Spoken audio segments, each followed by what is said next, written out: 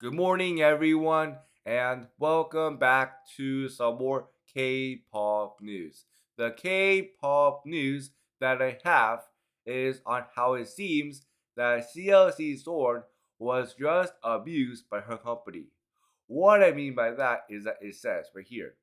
Sabina shared on TikTok that when the two girls had jokingly talked about leaving the company in a separate private group chat, the story took a turn for the worse when the CEO of the company found out.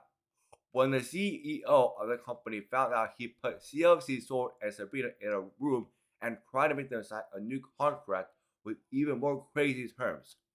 However, it seems that Sabrina confessed that the CEO started to get very violent and slamming stuff. He then proceeded to separate the two girls so that they couldn't communicate with each other. And this is all what she had to say about that.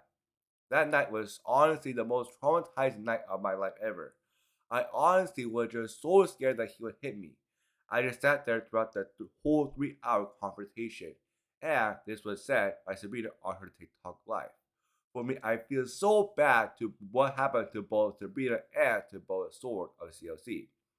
However, it seems that even though Sabrina was able to not renew her contract with the company, it seems that the CEO had forced Sorn to sign her contract with the company. For me, like I said, I feel so bad to both of them, and I really do hope that the company does apologize to both of them. And also, on top of that, I really do hope that the company and that the CEO who did this to both of them does get into some sort of legal trouble for what he did. Because for me, if I was abused by my company that I work for me, I would honestly want something bad to happen to them.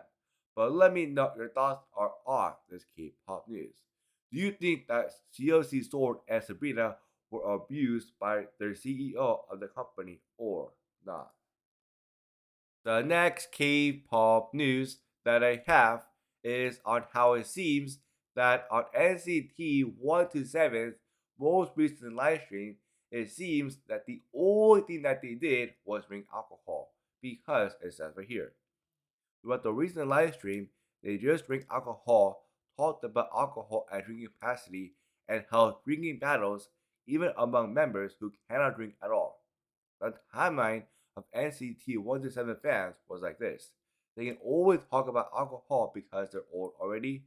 It shouldn't be like that even on a normal live stream, but on an important anniversary.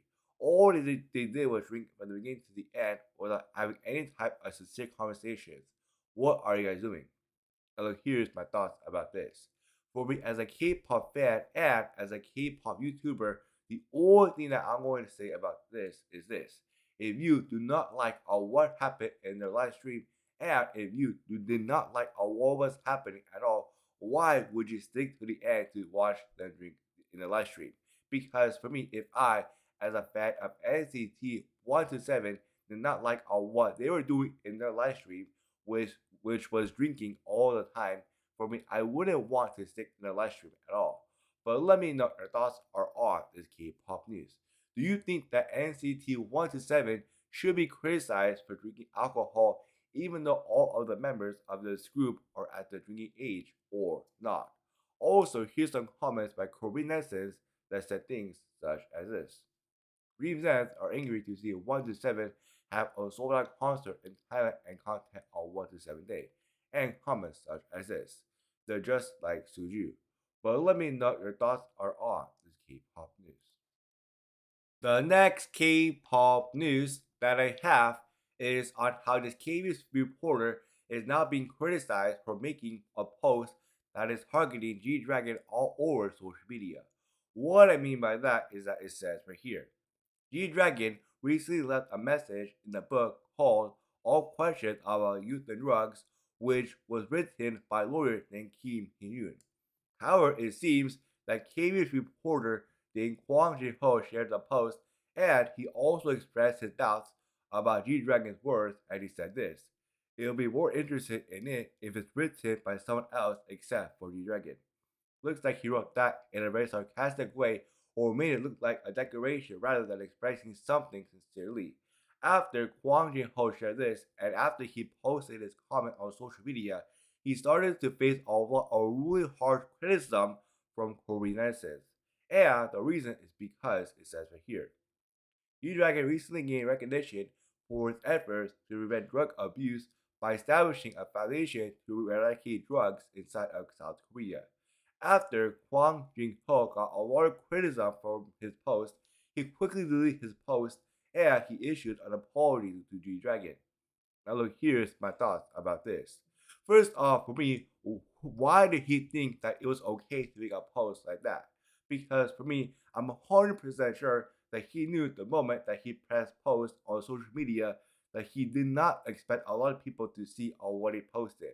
Because first off, Huang Jin-ho is a reporter, which means that he's a very famous person, which means that if he makes any type of post on social media, a lot of people on social media, especially like on Twitter, are going to look at what he posted. That is all why, for me, I'm so mad at what he posted about G-Dragon on social media. But at the end of the day, I'm just so glad that he deleted his post and that he issued an apology to G-Dragon. But the next time that he makes any type of post like this, I really do hope that instead of apologizing to G-Dragon on social media, I really do hope that he can apologize to G-Dragon in person. That way it can make it look more sincere rather than making it look like he just had to apologize for something that he posted online. But let me know your thoughts are on this K-pop news. The next K-pop news that I have is on how it seems that K-pop boy group member named Kang Yumin from the K-pop rookie group named Mirai has just been found selling fan gifts online. And here's some of the photos about that. Also, here's the conversation that he had with the seller that he was trying to sell the fan gifts to. Also, it says right here. In response, Congleman admitted his fault by saying this. I'm sorry, I wasn't thinking straight. Aide then said, you know that I like you a lot. I also want to understand the situation from my perspective and move on. To which Congleman explained and said this. I also have many concerns because it was the end of the year. During times like this, I often buy things I want to solve my worries. However, I couldn't ask my parents for money. That's why I couldn't think straight and acted recklessly. I'm really sorry. For me, here's my thoughts about this. First off, for me, I feel so bad for him that he doesn't have any money, but that doesn't mean that he gets to sell his fan gifts online on these types of markets. Because for me, as a fan, if I found out that my K-pop group that I love a lot was selling my fan gifts online, for me, first off, I would honestly be very mad, and secondly, I wouldn't want to be a fan of them anymore. That is all why I really do hope that this K-pop boy group member named Chong Bin does not do this ever again, and I really do hope that Chong Bin does find another way to make money rather than just selling fan gifts online. But let me know your thoughts are on this K-pop news. Are you mad that Chong Bin sold his fan gifts online on the second-hand market or not?